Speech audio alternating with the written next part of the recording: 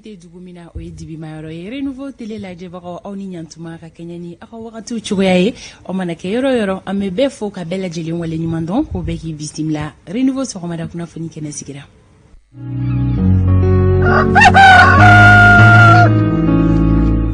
biye arabaye octobre kalo kili woro samba fla ani mugani kile so komada ina fodon tawla on tege korola falino kuna foni sanuma ka lasi awma Mimbato awisi ka bok na serila aw ka kile journée konna la ame aw kilingilina bela jelinfo amana sigini kenen kan aka kan anga sulika wuli ke bagaw ka olufu folo sabula bara noronte aw munu meino ka sira aw chakero la kabani aw sogolino awna ame aw fo aw munu fene be aw la je sogona wala dongo anga foli bilibili babe aw bela jelini la me baga jama kulu anga foli be aw ye radio Renouveau la me bagaw aw ni sogoma kilingilina bela jelinki bisimla bi araba donya Renouveau sogomada kuna funi ale keneka awa dibila barake bago ame ufo uye la bembela jelensi kisenka omemba to awe jani kuma khanyuma soro kuma sokona ya no ama flabe yani ani isa kapaka nyokola soro honorable Amadou El Kounari alebe ya akalla bon sabatira sanga nguruni kado don kibaru konna laka au kuna funya mali kunkanko kibaru ya kan honorable ni sogoma fanta tomota abe chogodi ame alatano alakatanu jidi amina ya rabbi ili solika oli kafarai ina fola dala kula la dala kula fanta tomota nyo fo imaminga bara mana be misiri wele ma 5h tsaka to sila ke dalento bi soro misiri kono kuma nga bara bena ka solika kibaru ya kunfolo di mama wa kaka anka wuli hal ni ya soro anye blele ma ski dondo nga tita ko beni sogoma amanogo bara bena na fado bara bena kololodo soni ini kanu bagaw na nyogola sura donki baru okeneka ola bi octobre kalo kliworo awa kuna funyo wina talike mununka abakurubo do fleninye fem konimbe talike kumbemba minkera franci ani farafina dugu ni nyogonchela la fochuka warela sommet Afrique France o mimika ke franci ka ofeno franci jamana kuntigi Emmanuel Macron ale koninye alanini kaseka welebla farafina shifina kadoma kasekata hakilina amerike femme talike kunye doka niko inkoni apuma chara kosobe kuno anfeano malikon nala oni isa kabasiri bebe nyogola soro décryptage konnala abena nyofolike kanumbago ye kuminya to sommet Afrique France mimika ke France ka ofeno polémique willeno akola polémique willeno côté mina abena nyofolike kanumbago ye bela jilenga sika family soro kasika to obabu kelen konnala sogomadaina onga chiden kerenkerande be kenen kani oye kuna fondila maliki jaloye kabo groupe Renouveau la no ana bena nyogola soro sogomadaina nyogoye ndamne kera chukodi muni kera ana na nyogola soro kasika an kuna fonia o ko konyekan o fene ko fe sogomadaina oni école karamogo ka la fasato ma dobna nyogola soro ni oye Ousmane Almoudou FM kon metalike san kura nataw année scolaire kura mu mena damne akoni wakati to mancantuguni ola yalma ko mali gouvernement keleno ka fere juwe sigi sinka est-ce que uye wele bla école karamogo ka la fasato ma wasika sigi ka fokewa mima to gele atina dunyina kalansan konnala oni Ousmane Almoudou be nyogola soro alebe okuna funyaw di ama okofe fem metalike wakati boloda chukola obelasi au makene akuna funi Alexis Mason femi masori Ibrahim Diallo alebe siraba kanola kaba abejate minaula ni kuna funya bela jele mena di au ma sokmadaina kafara au ngado foli dumanka wakati boloda chuko alefle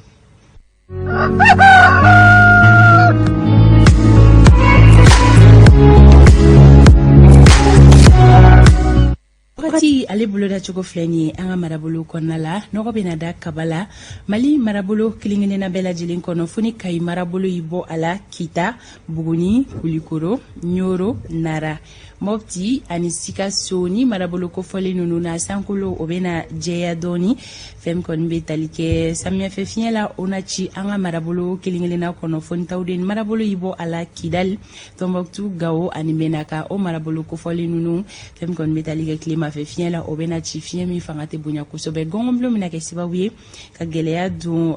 gawo ka oluka rojan flelila menaka kidal ani tawdini ni obora la mali fanto fe geleya foshi kontena na du rojan flelula fem kon metalike sanfien ani sanjila o koni bolo dalino bikle la fanato dunen ko fe kadabla foshu felala kai marabolo konnala nyoro mopti katase narama kulikoro kita buguni ani Sikasso ni marabolo ko falen ko olu be siku sigini sanko e bikle la fana to dunen ko fe katabla fo shufela la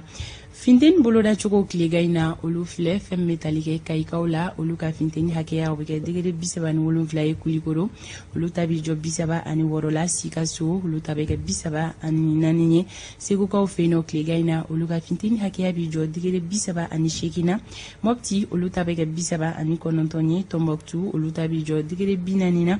gawoka olu tabe yelenga ta binani ani kelena Kidal olu tabeke bisaba ani konontonye menaka ka ofeno klegaina olu ka finteni hakeya obeke degede binani ani kelenye tawdeni olu tabi jo binani ani flala buguni ani kuchala fokata si kitama klegaina ni marabolo saba konnala olu ka finteni hakeya obeke degede bisaba ani duruye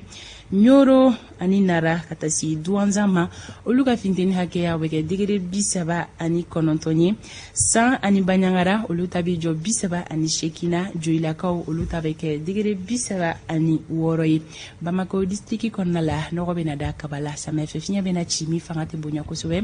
gon bloko na sira fe gele afoshi kontena na do yoro jan flelula fembe talike finteni hakeya la obeke degede bisaba ani duruye klegaina Bamako na la ministre Marina Kenya chira nege kanye woro otemeleni sanga mugan fly klebe na bi nege kanye tan shekini otemenani sanga tan ani wolon fly ni wakati boloda choye bi araba sokoma kadi oma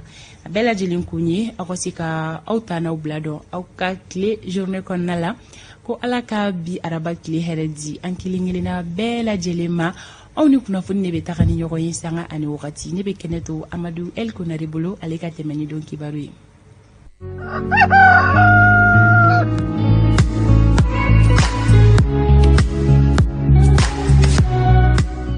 ko kunafuni sanuma odoroni bisega ma kuna sirelena wasa Amadou amba fera do ko kunafuni ajume be anga jamana ko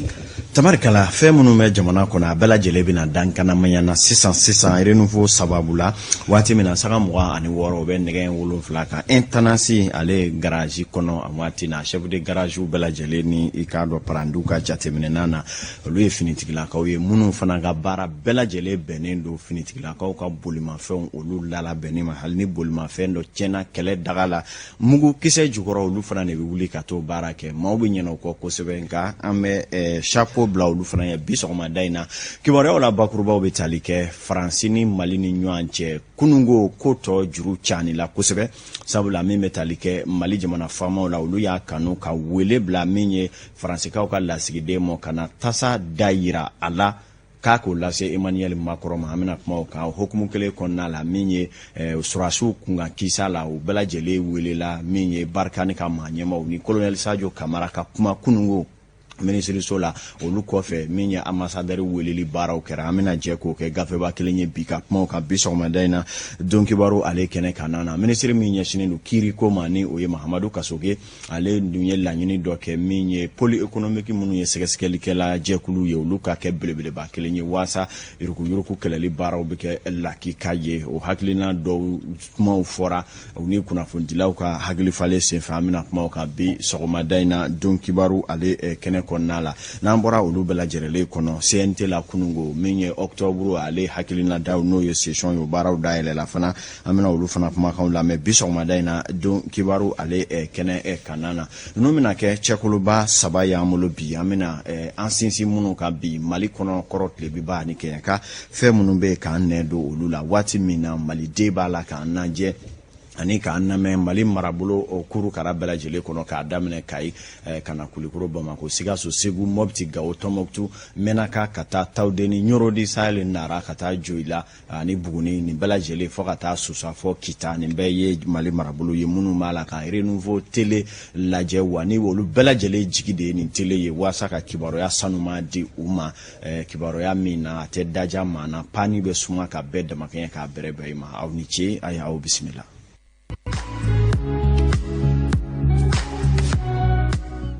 kunungo kile jana kosebe Mali ale ni France ni ɲɔgɔn cɛ a ma sɔrɔla k'a fɔ nin waati laban ninnu na an ka jɛ kɛlen don patikoloma jɛ an bɛ ɲɔgɔn kan nka an man di ɲɛ kɛnɛ bi bɔ ɲɔgɔn na o tuma min ye sa ko a ma ɲa min kɔ kunungo Mali jamana kuntigi olu y'a kanu laadala minisiri min ɲɛsinen don Mali ni jamana wɛrɛ kisaw ma n'o y'a bila Diop ye ka se ka wele bila faransikaw ka lasigiden min bɛ an ka jamana kɔnɔ ka yɛlɛ ni a ye kuluba fɛn o fɛn bɛ yen ni o ye Mali ka dusumakasaya ka ni kangarida ye ka taa o kɛ u ye min ye a kɔfɛ u ye communiqué dɔ dala bɛ ko mamu min bɛ se ka kɛ diplomasi kuma jɔnjɔn ye k'olu fɔ o kɔnɔ communiqué min kɔnɔ kuma ye u y'a sɛbɛntiya k'a fɔ kunu tarata octobre kalo tile 5 ko Mali ka minisiri min ɲɛsinen don Mali ni jamana wɛrɛ cɛ koɲɛw ma n'o ye Abdoulaye Diop ye ko a ye wele bila faransikaw ka lasigiden ambassadeur ma an ka jamana kɔnɔ k'a sabu kɛ Faransi jamana k'a daminɛ u ka jamana kuntigi Emmanuel Macron b'a la ka bisi basa ni tibi tabaka minnu fɔ ka ɲɛsin anw ka jamana ma k'a yira u la k'a fɔ ko kuma minnu bɛ n'o ye tɛngɛlɛmali kuma ye ka ɲɛsin anw ka jamana ma k'o ye jɔyaliba de ye Emmanuel Macron ni a ka jamanadenw b'a la ka minnu ta ni lagosi ka ɲɛsin anw ka jamana jɔsenw ma n'o ye an ka jamana bolofara jɔse caman ye k'o ye fɛn ye maliden ti jɛn n'a ye bi an ti jɛn ni a ye sini k'o b'a ɲini i k'a dɔn k'a fɔ faransikaw fɛ jɛɲɔgɔnya jɔnjɔn ni kuma ɲɔgɔnya min b'aw ni ɲɔgɔn cɛ ko o man ka kɛ sababu ye olu ka nin kuma nasuguyaw ta ni ka ɲɛsin anw ma a duma sɔrɔla k'a fɔ anw ma an damata ko wɛrɛ kɛ o la an bɛ fɛn min nɔfɛ ye ka an ka jamana lakana jamanadenw n'u bolofɛnw lakana degun min bɛ an ka jamana kan olu bɛ se ka duga ka bɔ yen cogo min na nka o baaraw ɲɛɲinini kɔnɔna la ni faransikaw bɛ anw ta k'an bɔ miseli wo fɛ ko k'a jira Emmanuel Macron n'a ka jamanadenw na ko maliden ti jɛn ni a ye wa ko an tɔɔrɔlen an dusukun kamikamilen don ka kɛ ni o kiribikarabakan ninnu ye ka ɲɛsin anw ka jamana ma kama u ko ko b'a ɲini k'a jira Faransi la hali bi n'a ka bi ko maliden kɔni labilalen don Mali faamaw bɛ wuli ka jɔ ni cɛsiri kɛ wa u yɛrɛ sɔnnen don a ma k'a fɔ maa o maa bɛ n'o ye Mali dɛmɛɲɔgɔn ye nka n'u b'a fɛ ka dɛmɛɲɔgɔnya kɛ lakika ni ladiriya kɔnɔ ko Mali b'a fɛ ka baara kɛ ni dɛmɛɲɔgɔnw bɛɛ ye n'i y'a sɔrɔ Faransi labɛnnen ka dɛmɛɲɔgɔnya kɛ ni an ye ŋaniya jɛlenya kɔnɔ wa a y'o ye n'o yɛrɛ fana tɛ i k'a dɔn k'a fɔ dɔrɔmɛ 1 basi dɔrɔmɛ 2 nɔnɔ kuma kɔrɔ bɛ nin ne sɛmɛntiya minnu fɔra ka ɲɛsin a ko ma nka k'aw ladɔnniya k'a fɔ ninnu kɔni ye bataki ye minnu sera ka danganamaya ka cɛncɛnni ka cɛ na k'a dɔn k'a fɔ kunungo tasa dayira la Faransi lasigidenw na kuma yɛrɛ jiro jara kosɛbɛ sabula a ma sɔrɔla k'a fɔ Mali y'a jira Faransikaw la k'a fɔ ni an ko an ka jɛ ka jɛɲɔgɔnya kɛ jamanaw ni ɲɔgɔn cɛ la ko Mali labɛnnen don nka Maliden bɛ bonya ni danbe de kɔ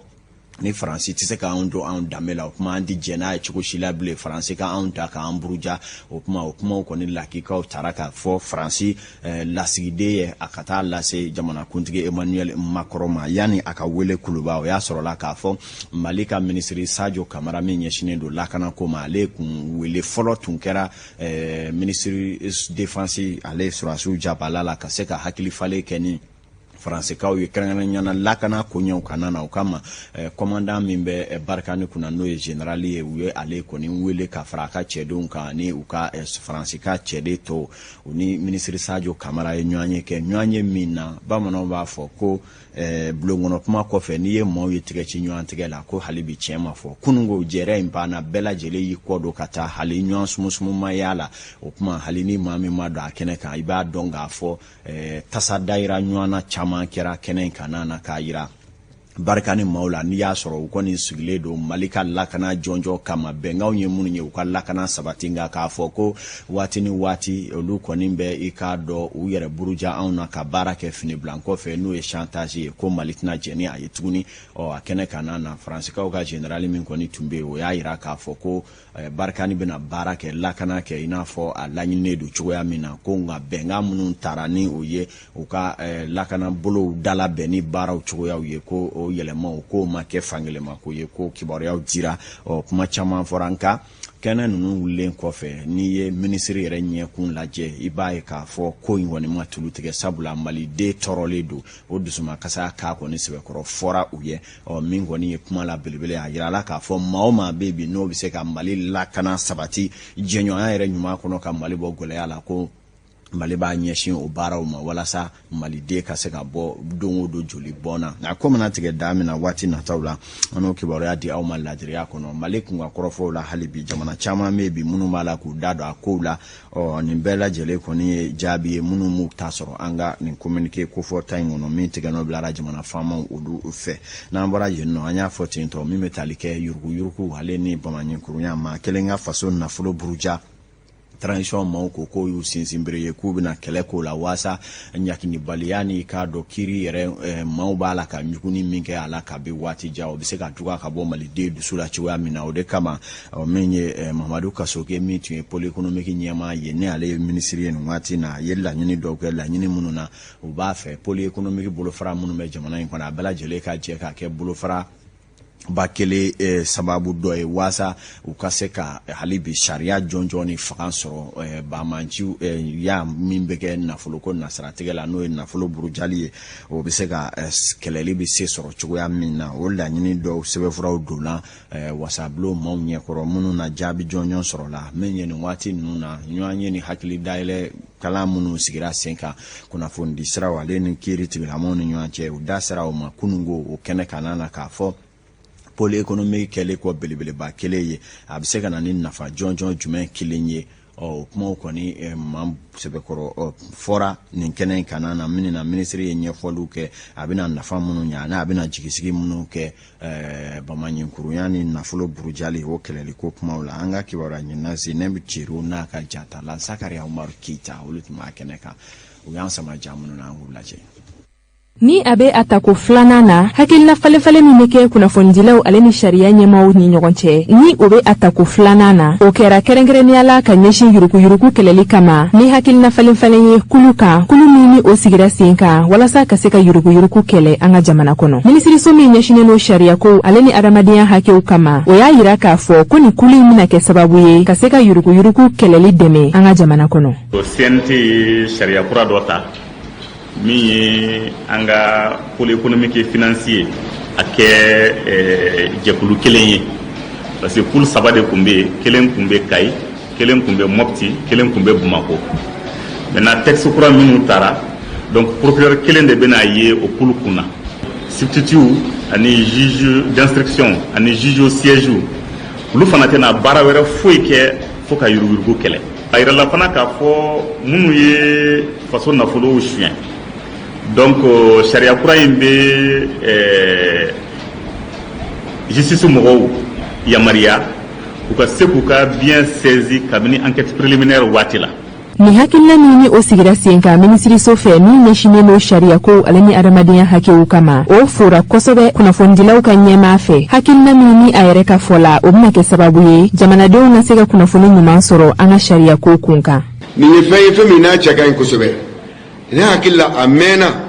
justice mɔgɔw surtout ka se a niveau supérieur ma n'o ye ministère de la justice ye presse y'a ɲini k'i tɛgɛ labɔ u nɔfɛ a mɛnna an ka jɛ an ka ko kɛ ɲɔgɔn fɛ